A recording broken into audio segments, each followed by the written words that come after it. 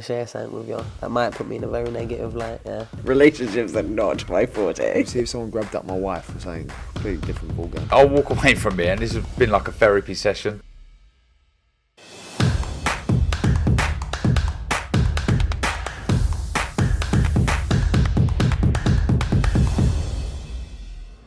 This is KUGAN CASSIUS for IFL TV, proudly sponsored by Everlast. We're at the IBA boxing night here in Abu Dhabi. I'm delighted to be joined by world champion Lawrence Okolie. Why are you still laughing at that? Yeah, nice. It's always good to hear. Always good to hear. You know, lifelong dreams accomplished. But yeah, good stuff. First of all, like I said, we're in Abu Dhabi here. What are you doing here? Right now, it's the fight night for the IBA championships. Yesterday there was talks where they were asking us, you know, the transition from amateur to pro, how we found it, stuff that we think could make it easier for future Olympians or future amateurs making the transition over. I think their aim is to bridge the gap between amateur and pro, so fighters can do both. So yes, it's a good thing that they're trying to do. It'll be interesting to see how it grows. Yeah, obviously yesterday was kind of a seminar and roundtable day where there were different things going on in this very hotel where we learnt a little bit more about their plans for what the IBA want to do. Obviously, part of that is the pro series that they're kicking off with tonight. So, yeah, it's interesting to see anyone that's coming into boxing to try and make it better, especially at the amateur level as well as the pro level. We're all for it, surely. Yeah, no, 100%. And I've been hearing some of the prize money that the amateurs are getting. I might have said amateur if it was. There might have been no McDonald's though. Yeah, true. But it's all good, man. I like it. Absolutely. I haven't spoke to you for quite some time now, but I know you did a bit of sparring with Jake Paul not too long ago. First of all, how was that? I think for me personally, anyway, anytime it comes to like YouTube boxing, of course, I don't see him as a YouTube boxer, especially after spending the time I spent with him while he was out here in Dubai or in Abu Dhabi now. But because I can see how hard he works. Obviously, I'm a world champion. He's a novice building himself up. But just hearing his ambitions, seeing him work, it shows that he really means it. So I got to give him his props.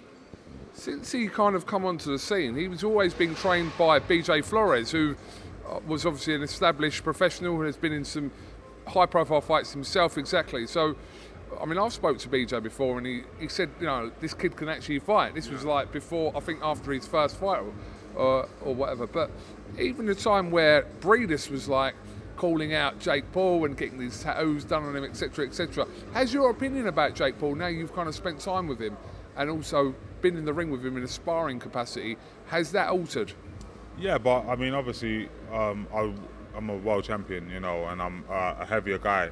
So it's tough. I mean, definitely has altered. You know, when we've seen the transition over the last couple of years has come in, and I never really rated any of them because I thought that it's just a quick thing. You've got loads of followers. Everyone loves to see people have a fight. You put the two together, they started fighting. But hearing him, like I said, his ambitions, like, although obviously I know how hard it is to get to world level, I've got friends at his weight who are very good. So, you know, it is a tough ask, but at the same time, you know, that's a man that believes it, and you know, more luck to him. In regards to you, obviously we know a few days ago the WBO ordered your next mandatory defence, purse bids to be called, etc. Can you give us an update on that, please? Yeah, the purse bids are next week. I can't remember the exact date. I think someday next week. Yeah, like I'm looking forward to it. I've known about David Latt for a number of years. I was meant to box him back in 2020, but he said no, he's going to make himself mandatory. And he's gone ahead and done it, beating some good guys on the way, a couple undefeated fighters. So he's now 20-0 from Australia. And yeah, I'm looking forward to the challenge, you know. Good boxer. Yeah, like I said, I like it. I like his style. So it'll be interesting to see how we match up. Bit obviously in terms of you and your career, a little bit, not saying awkward, but because mandatories will be enforced, I mean, it's a straight decision of you have to fight the mandatories or give your belt up. So we know you want the bigger fights, you want to unify, etc., and become undisputed. If that's the plan for you, okay, I'm not going to jump the gun there, but I'm saying, when you get these mandatories, are you up for them as much as you are any other fight? Yeah, probably more so, because you can't slip in a rematch clause. So it's all or nothing first time, one shot at it. So yeah, no, definitely up for it. And it depends the mandatory. You know, my first mandatory was he was, you know, all respect to him for being a boxer, you know, but he wasn't as good as this guy is. This guy's actually like a legit contender, you know, fought his way hard to get there. So he's someone I can't take lightly. Do you know what I mean? So I have to do what I'm meant to do, which is stay in shape, which I've done, but push on now because I'm expecting a big performance from him. So I'm gonna have to put on a big performance for myself. Where do you expect that purse bid to be won? From who? Where do I expect it to be won? I'm not sure, you know. Every day it changes who I think is going to, for all the stuff that's going on, it changes who I think is going to come in. But either way, I'll be happy, you know. Whoever pays the most money gets it, because at the end of the day, as a boxer, the most important thing is making sure that I'm putting my life on the line. I get paid the most for it. So I'll be interested to see. It'll be interested. Okay, as expected, something I do want to speak to you about, obviously, is the situation regarding yourself and Eddie Hearn and Matchroom. We've heard from Eddie Hearn on probably 2 or 3 different occasions regarding the situation from his side, but we haven't spoke to you regarding the situation from your side. So, as it stands today, kind of the 11th or whatever of December, what is that relationship at the moment with Hearn and Matchroom in regards to your situation with them? I think it's all right, if I'm honest with you. We have a purse bid, so whoever wins it, wins it. Obviously, there's been a lot of stuff that's gone on behind the scenes. But if you talk about Matchroom, over the years, I got to know all of the staff very well, you know, from the drivers to the, just everyone in the actual organisation. So yeah, I love Matchroom. Me and Eddie, we had a good business relationship. It's sort of broken down, but you know, when we speak, it's not, I F you, I hate you. It's just, obviously he's a businessman. He has these ideas of what he wants to do with his business. I'm a boxer. I have an idea of what I want to do with my career. And that's it, really.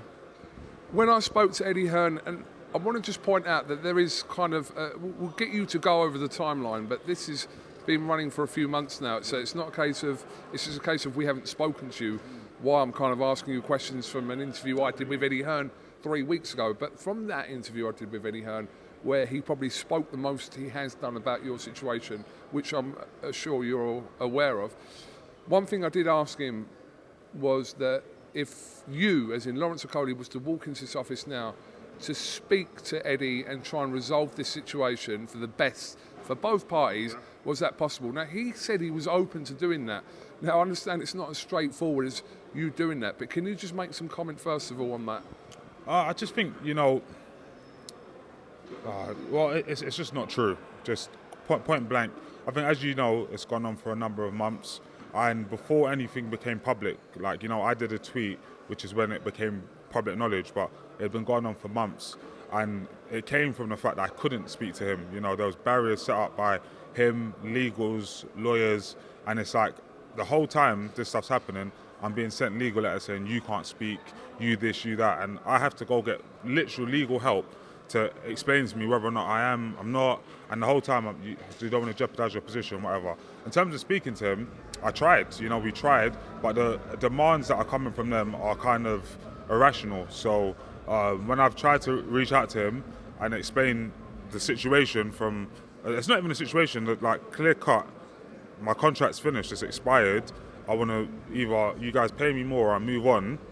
It's turned into this whole other thing of like, well, you have to pay me X amount of money, you have to do this, you have to. So there was never the opportunity to really actually go that way. I think, yeah, that's really it, really.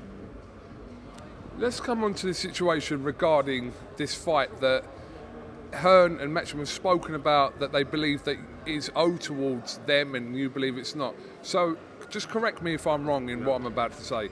So one of these fights that you've had, and I think this was the fight that you had in lockdown, which was meant to be your fight against Glowacki, but that didn't materialise. That fight that you had instead of that was deemed as a separate fight to your deal. can you just? Am I accurate in what I'm saying from Matchroom side? Is that what an issue is? I mean that's the basis of it all, and that's very what's the word? Very accurate in terms of their side. But the bottom line of that one is, if that's the case, which even if I gave it to them, contracts go for a period of time and a period of fights.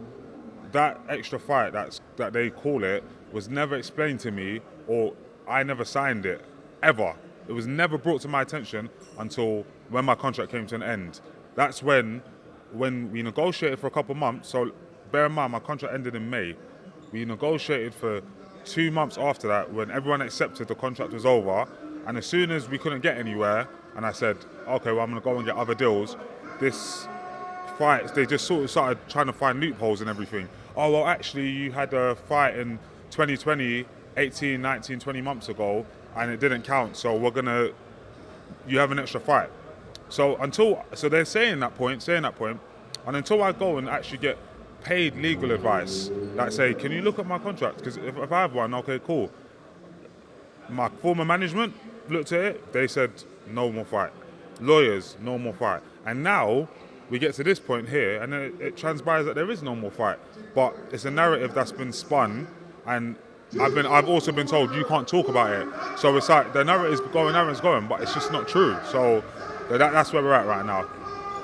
Lawrence, when you talk about you didn't know about that situation, are you saying you didn't know, or your team didn't know?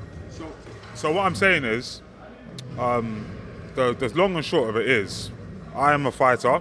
I am the owner of my business. I am the only person that's allowed to sign me into a fight.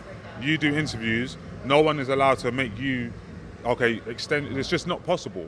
So it's like, I have full control over my career, and if you want to extend my contract or do anything like that, you have to have a discussion with me. You can't speak to this person, speak to that person, and go around the house legally. And it's just as simple as that. So whoever corresponded with each other 18 months before, not my business at that time. Which, like I said, when you explain that to someone, I'd expect, as a fighter, I explain that to my promoter, I explain that to the team, guys, you guys haven't said it to me, how can you bring it up now? And how can you expect me to now know, because when I was trying to negotiate with them, I was happy with everything, but to now see the offers that I've got, and then say, no, you're not taking those offers, you're not going to make more money, you're going to carry on and have one more fight with us because of this.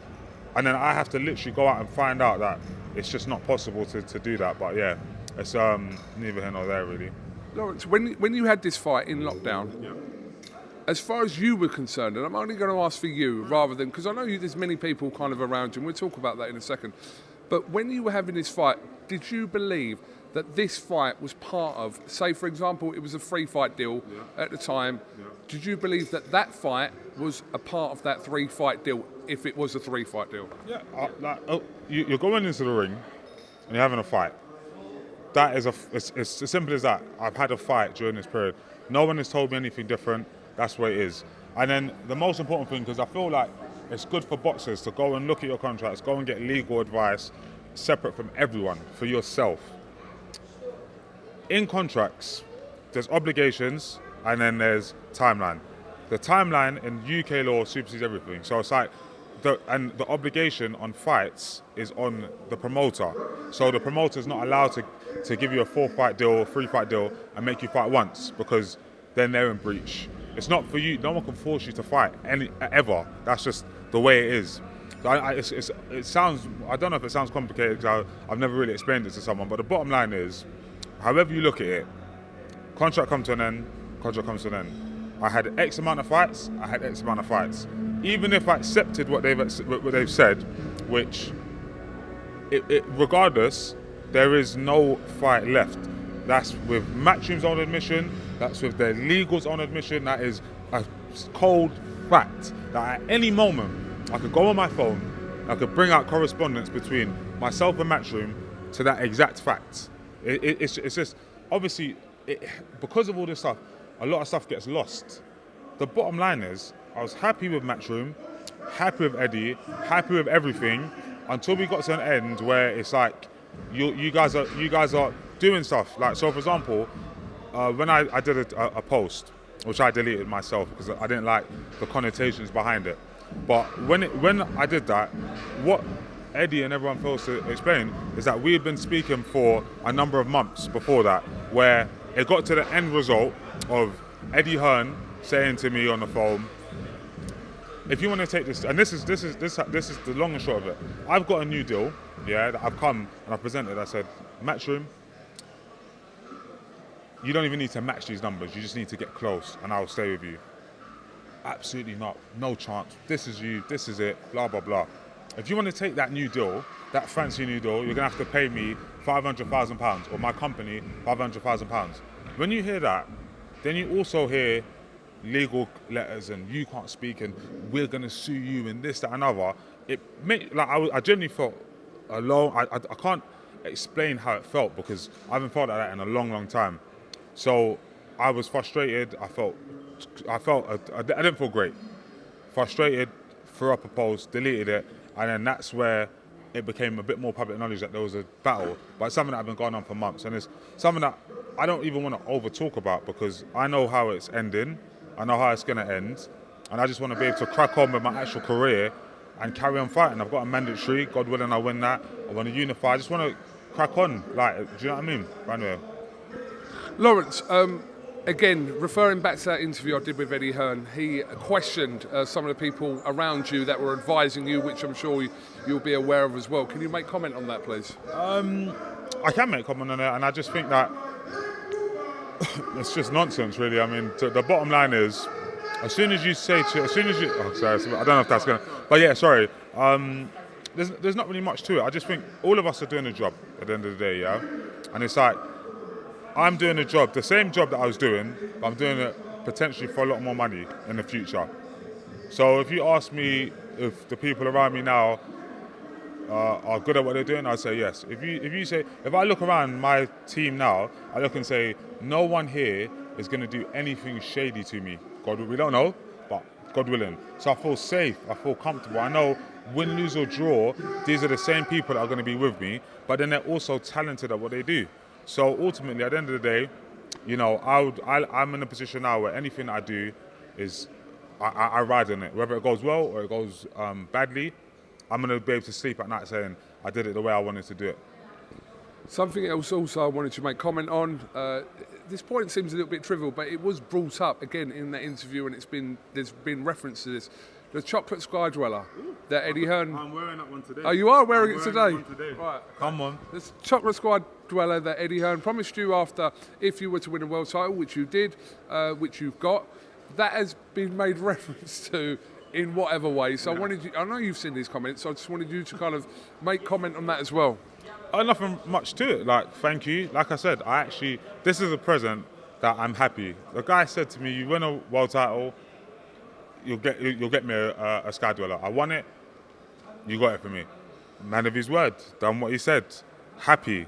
I cried. I was like, it's amazing. Do you know what I mean? So thank you for that. However, it doesn't mean that I'm indefinitely. I indulge you for the rest of my life to box with you, no matter how much you want to pay me, no matter what goes on outside. Still. Am I happy that he got me absolutely. When I see him, it's still love, from my end anyway. So, yeah, all love. It's not really much of a point. I laugh when I hear it, but it's what it is. Do you believe that your loyalty is being questioned here? Yeah, and that's one thing that I have a real issue with, you know. I just think, you know, it's easy when you have the narrative for months with legal letters to keep spinning lies and stuff like that. But I just look and I say, like, as a boxer, when you want to talk about loyalty, like Eddie and Matchroom and they're loyal to the bottom line, yeah, and that's the numbers. They don't do it for charity, yeah. Neither do I. I'm a boxer trying to get the most from my career. I fulfilled all my contractual obligations, and when it came to an end, I did everything by the contract, everything by law. And unfortunately, when you get someone who has never had someone at my level leave, you've given a sky dweller, you feel like you're old and entitled to me indefinitely. But that doesn't mean that I'm disloyal. It means our contracts come to an end, you either pay more or you move on.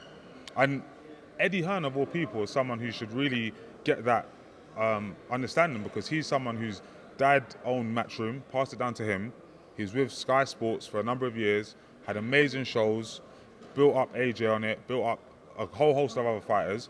and then $1 billion check came, and then Eddie Hearn ran off and went on to the zone. So as a businessman, he understands the exact position I'm in and the exact position I'm going in. This is the same guy who I'm seeing now going after Javonte Davis interviews when doing the song. I like the song, by the way, the one about when Tank's gone and all that. And it's like you're trying to move a fighter from here to your thing. So when you look at it, like actually strip away all of the brilliant words and the suit, and like Eddie just messed up, like, because he's good at what he does. I will hand it to him.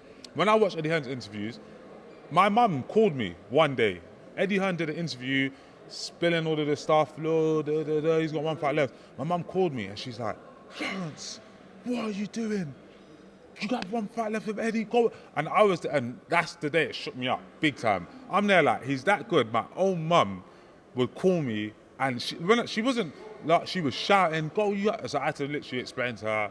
I had to go to court with my mum basically and show her this is that. So he's good at what he does, but ultimately when you look at it in plain simple thing, Eddie Hearn was with Sky Sports, moved over to the Zone for more money, however you want to look at it. So I don't really know really. Yeah, do you know what I mean? Right, just the final one on this. I'm going to ask you two questions. You can ask them in the same breath, if you like. First of all, what needs to happen, if you can tell us, or a little bit, for this situation with Eddie and Matchroom and yourself to be resolved? What needs to happen?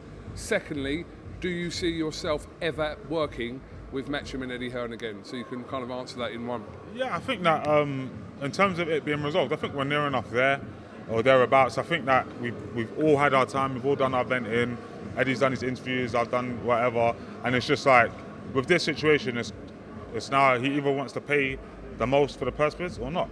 I have no problem with Matchroom, I have no problem with Eddie. As much as I've been frustrated, I understand as a businessman why you would do the stuff he's doing. Do I understand that as an actual person? No, but as a business, yeah.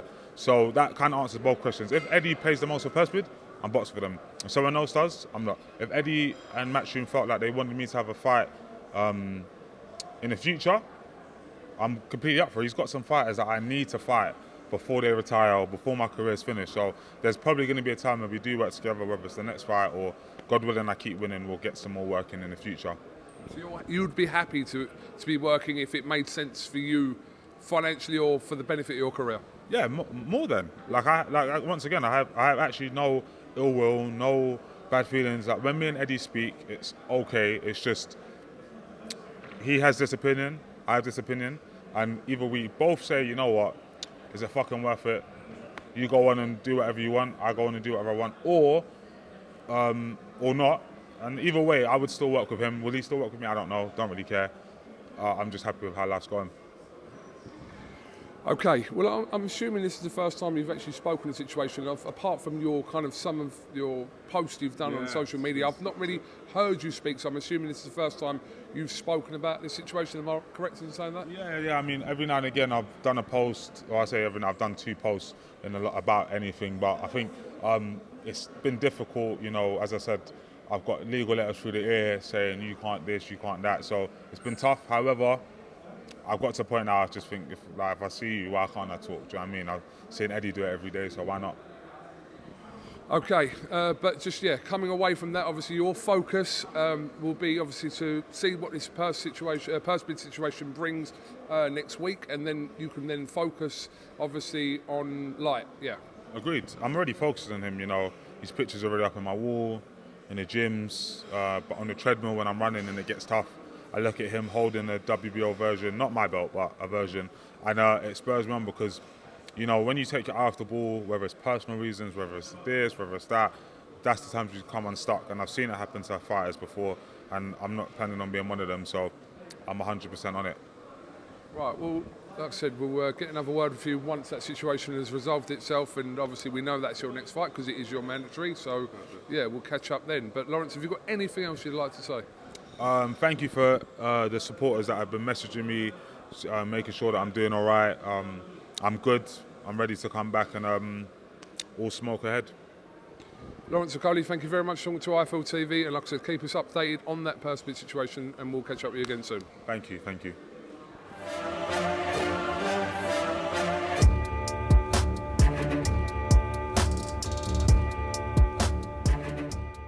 I'm gonna share something with you that might put me in a very negative light. Yeah. Relationships are not my forte. See if someone grabbed up my wife or something completely different ballgame. I'll walk away from it, and this has been like a therapy session.